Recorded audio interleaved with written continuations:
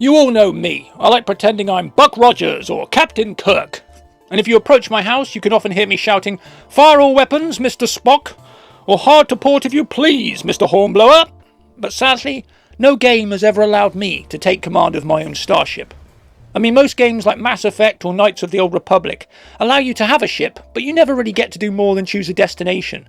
You can't reroute power from the engines to the shields, or take power from life support and reroute it to the engines. No. Other games are all first-person shooters or tactical games where you have a ship but you fly it with a controller and the crew are just irrelevant. I never thought any game could put me in the seat of my own starship, until I played FTL. FTL is a cheap little game that allows you to control your own starship and order your crew around. You can choose to upgrade the shields or weapons or engines, and you can even choose which part of the enemy ship to target.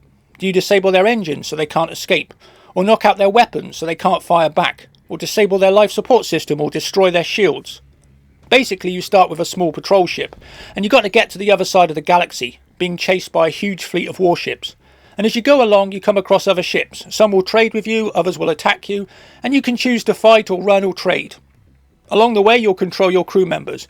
You start off with just 3, and if they all die, it's game over. Now, your ship has an engine room. If that's damaged or destroyed, your ship is going nowhere. But you can send a crew member to the room, and he will begin repairs immediately. You also have a shield generator. If that's damaged, your ship has no protection from enemy fire. You have a life support system. If that's destroyed, your crew will suffocate. Plus, you have to put out any fires that start because they can burn through your ship, destroying all systems. One tip is to open the airlocks, because without oxygen the fires go out fast.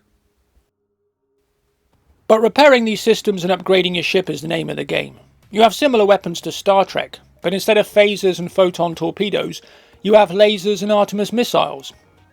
And fighting other ships is done by targeting areas of the enemy ship, like weapons or shields. And after you fire, you either hit or miss. It's almost like a turn-based combat system, except you just wait for your weapons to recharge before you can fire again.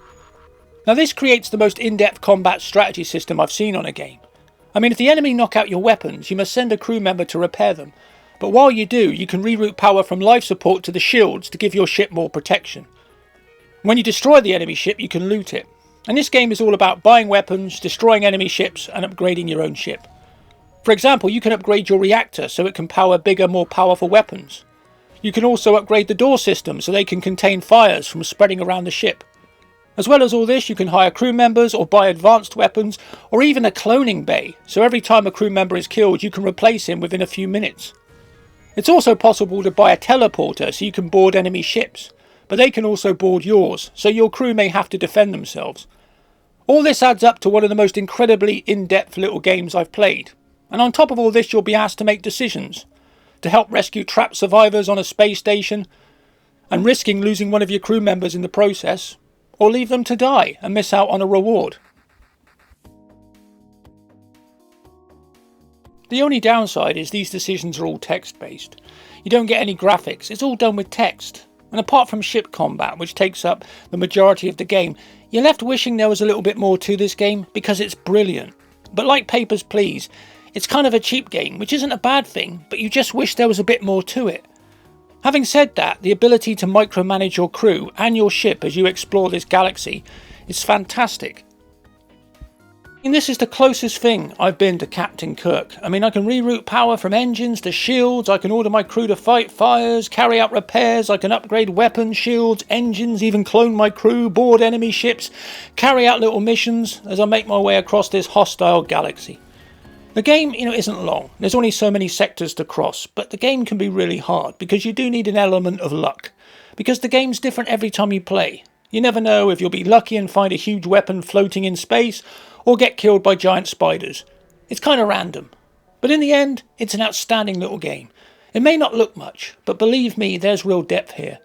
And with the ability to unlock more ships and a galaxy full of aliens and side missions, there's a lot to pack into this little game. The only downside is I'm like Oliver Twist. I'm greedy. I want more.